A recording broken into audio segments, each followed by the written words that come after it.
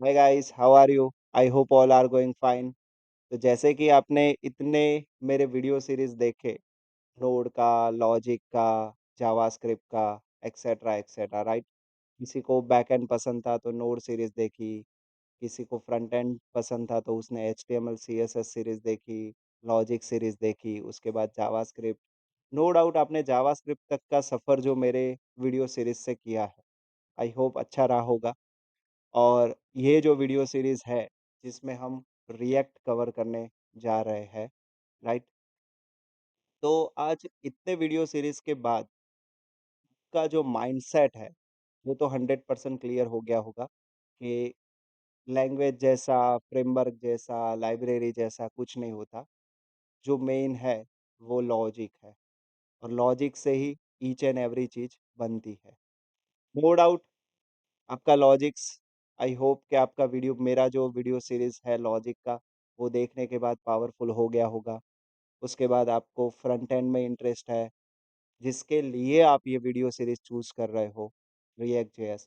उसमें आपने HTML CSS मेरी वीडियो सीरीज़ देखी होगी, तो आपका एचटीएमएल सीएसएस भी बहुत ही अच्छा क्लियर हो गया होगा।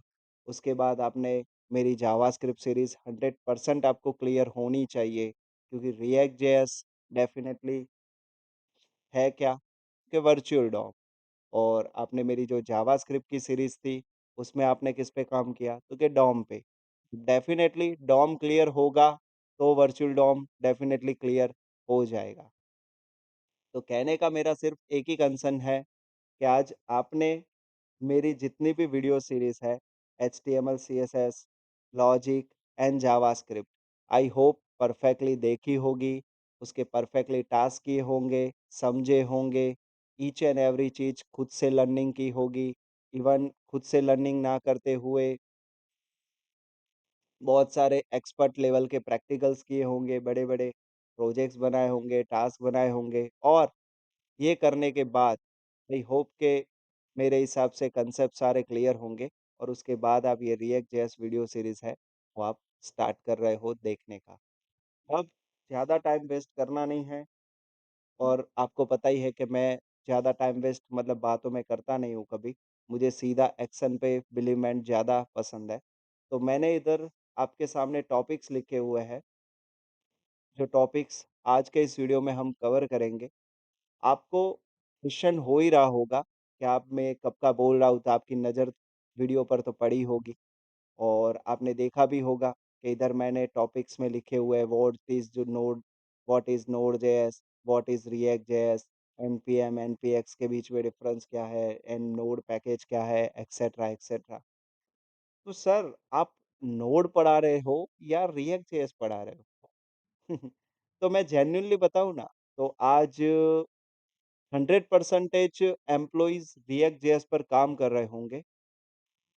वो लोग में से 30 परसेंटेज एम्प्लॉइज़ को क्लियर ही नहीं होगा कि वो किस पे काम कर रहे हैं और क्यों काम कर रहे हैं और वो चीज़ कैसे बनी हुई होगी। और अगर हमें खुद की बनानी है, तो कैसे हम बना सकते हैं। तो क्या बात कर रहे हो सर? हाँ, मैं सही बोल रहा हूँ। एक्चुअली सबसे पहला क्वेश्चन तो आपको ये होना चाहिए कि आज रिएक्ट जेएस तो आज रिएक्ट जेएस जो भी एम्प्लॉइज़ है, आज कोई भी लर्निंग करने का कैसे स्टार्ट करता है पता है? सीधा वो आउटपुट देखने की कोशिश या आउटपुट देखने की एक इच्छा रखता है। कोई भी मैंने अब तक बहुत सारे लोगों को ट्रेन किया। मेरे जैसा दिमाग तो उल्टा मैंने बहुत ही रेयरली देखा है स्टूडेंट्सों में। मेरा उल्टा दिमाग कैसा है कि मैं कभी आउटपुट पे कभी इच्छा मतलब वो गौर ही नहीं करता कि भई आउटपुट आएगा नहीं आएगा। मेरा दिमाग हमेशा किस पे जाता है कि वो चीज़ कैसे बनी है, वो चीज़ कैसे वर्क कर रही होगी। अगर मुझे वो सब कुछ पता चल गया, तो मेरे हिसाब से आउटपुट तो आना ही है एक ना एक दिन। भले आज नहीं आएगा तो 2 दिन के बाद आएगा, राइट? तो कहने का सिर्फ़ एक ही पर्पस है कि आप कोई भी चीज़ लर्निंग कर रहे हो ना, तो लर्निंग में हमेशा एक चीज़ ध्यान रखो, कोई भी चीज़ अगर आप लर्न करते हो, तो वो चीज़ बहुत ही डेप्थ लेवल में समझने की आपको आवश्यकता होनी चाहिए और होनी ही चाहिए। उसका पर्पस रिएक्ट जेएस तो अभी मैं मानो, मैं राइट नाउ क्या कर सकता हूँ? सीधा नोड इंस्टॉल कर दूँ, नोड इंस्टॉल करके सीधा बोल दूँ, चलो भई रिएक्ट का प्रोजेक्ट क्रिएट करने के लिए npx create react app command है, बस ये लिखो टर्मिनल में, जिससे क्या हो जाएगा, एक रिएक्ट का प्रोजेक्ट क्रिएट होके आ जाएगा। इसको कंपोनेंट कहते हैं, इसको वर्चुअल डॉम कहते हैं, इसको रिडक्स कहते हैं, इसको हुक्स कहते हैं, ये एक्सेट्रा एक्सेट्रा, मतलब मुझे खत्म करना हो रिएक्ट जेएस, तो मैं 10-15 दिन में पूरा रिएक्ट जेएस खत्म कर सकता हूँ। क्यों? क्योंकि वो तो वैसे भी एक रेडीमेड लाइब्रेरी है ना। आज मेरी आपने logic series, JavaScript, HTML, CSS अगर आपकी बहुत ही परफेक्ट होगी, तो मेरे हिसाब से ये वीडियो सीरीज़ बहुत ही छोटी और फटाफट से खत्म होने वाली है। पर सबसे हाईएस्ट वर्क भी किसमें होने वाला है? क्योंकि इसमें होने वाला है। बात तो सही है सर आपकी, पर फटाफट कब खत्म होगी?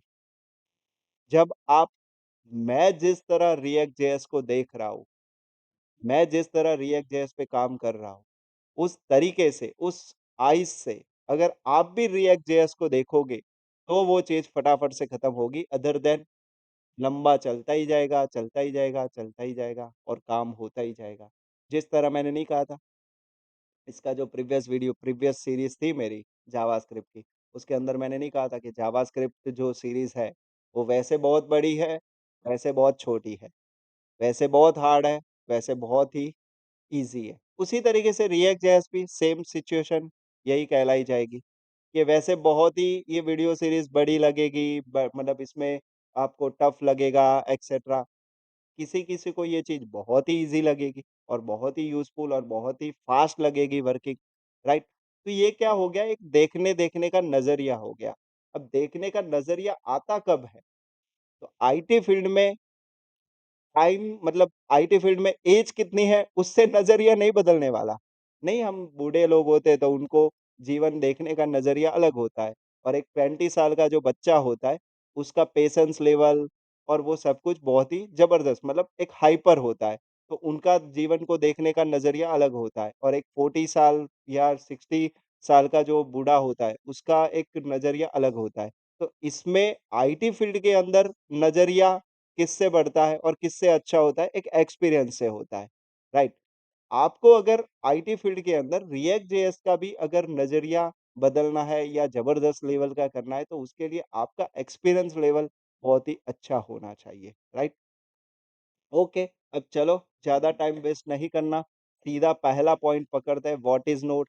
अब आपको ऐसा लग रहा होगा कि सर स्टार्ट तो कर रहे हैं रिएक्ट जेएस, आप क्यों पढ़ा रहे हो नोड? सबसे पहला तो आपको ये क्वेश्चंस देखो मैं इसके अंदर जो ES6 में बोल चुका हूँ जो चीज़, वो तो मैं इसमें कुछ बोलने वाला हूँ नहीं, राइट? उसके रिमेनिंग जो चीज़ है, वो 100% मैं बोलना चाहूँगा कि सर इतने दिन से सबसे पहले तो मैं आपको ये क्लियर करूँ, मैं ये तीनों क्वेश्चंस एक साथ जॉइंट करके आंसर दूँगा। सो सिर्फ प्लीज़ आप गौर से देखिएगा या गौर से सुनिएगा, ठीक है? तो सबसे पहले what is node JS, what is react JS? पहले तो आप रिएक्ट जेएस की नीड क्यों पड़ी? पहले तो वो समझो आप। क्योंकि सर इतने दिन से हम वेब एप्लीकेशन तो बनाते थे। मतलब सर आप इतने दिन से वेब एप्लीकेशन बनाते थे, वेब एप्लीकेशन बनाने के लिए क्या यूज़ करते थे? क्योंकि एचटीएमएल फाइल।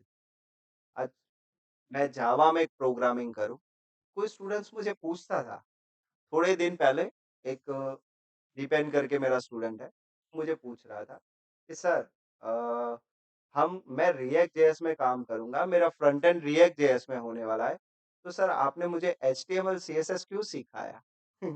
या जावास्क्रिप्ट क्यों सिखाया? ओके, तो मैं तो शॉक हो गया कि यार ज़बरदस्त क्वेश्चन्स है ये स्टूडेंट्स का, राइट? मेरा ये आंसर रहा था उस टाइम पे कि डियर अगर आप जावा पे प्रोग्रामिंग करो, पीएचपी पे प्रोग्रामिंग करो, डॉट नेट पे करो या जावास्क्रिप्ट पे करो या रिएक्ट पे करो, एंगुलर पे करो, व्यू जेएस पे करो, एक्सेट्रा किसी पे भी आप कर काम करो। एडवांस जावा में स्प्रिंग पे करो, मैं तो बोलूँ पीएचपी में लारावेल में करो, पाइथन में डिज़ांगो में करो, जिसमें भी करो। अगर आप कहीं पर भी वेब डेवलपमेंट कर रहे हो, मतलब सबसे मोस्ट इम्पोर्टेंट चीज़, अगर आप वेब डेवलपमेंट मैं ये फ़ाइल टॉपिक के लिए रख रहा हूँ और ये एक फ़ाइल बना देता हूँ अंडरस्टैंडिंग पर्पज़। मैं ये इस वीडियो सीरीज़ के अंदर कुछ भी मुझे समझाना होगा, मैं इसी फ़ाइल में लिखता रहूँगा और मुझे जितने भी टॉपिक्स होंगे, वो सारे मैं topic.js के अंदर लिखता जाऊँगा। मैंने इधर डेट तो डाल दी है 1 दिन, पर मैं चाहूँगा कि अगर ये टॉपिक्स एक ही तारीख में ख़त्म नहीं हुए, तो मैं इधर डेट्स ऐड करता जाऊँगा, ओके? अब अंडरस्टैंडिंग की बात करूँ मैं, तो वेब डेवलपमेंट अगर आपको किसी भी प्रोग्रामिंग लैंग्वेज में वेब डेवलपमेंट करना है, तो उस वेब डेवलपमेंट में जो भी डिज़ाइन होगा, page design, web page design होगा, वो 110% किसमें होगा? HTML, CSS. Web page design हमेशा एचटीएमएल, सीएसएस में ही होगा। एचटीएमएल की ही टैगें लिखेंगे, सीएसएस से ही उसका हम स्टाइल चेंज करेंगे, कलर, फ़िल्टर, फैशंस कुछ भी, राइट? वो सारी चीज़ हम सीएसएस से ही देंगे और एचटीएमएल से हमेशा हम पेज को डिज़ाइन करेंगे, राइट? मतलब साफ हो गया कि अगर आप जावा पे काम करो, पीएचपी पे काम करो, पाइथन पे काम करो या किसी पे भी काम करो, अगर आप वेब डेवलपमेंट कर रहे हो, तो वेब डेवलपमेंट के अंदर पेज वेब पेज का डिज़ाइन 110% एचटीएमएल, सीएसएस में ही होगा। तो सर, क्या मैं रिएक्ट जेएस में जब काम करूँगा, तो रिएक्ट जेएस में कोई वेब एप्लीकेशन आपने बनाई हो एग्ज़ाम्पल? यस, अभी रिसेंट राइट नाउ थोड़े ही दिनों पहले मैंने ये बनाया, राइट? ये मेरे कलीग है जिसका पर्टिकुलर साइबर सिक्योरिटी रिगार्डिंग है काम, तो उनके मैंने पूरी क्या बनाई है, ये पूरी देख सकते हो आप। ये पूरी प्रोडक्ट बनाई, ओके? तो ये देख सकते हो ये पूरा का पूरा जो भी डिज़ाइन इवन ये यूज़र साइड है, इसका एडमिन साइड मैं दिखाता हूँ आपको।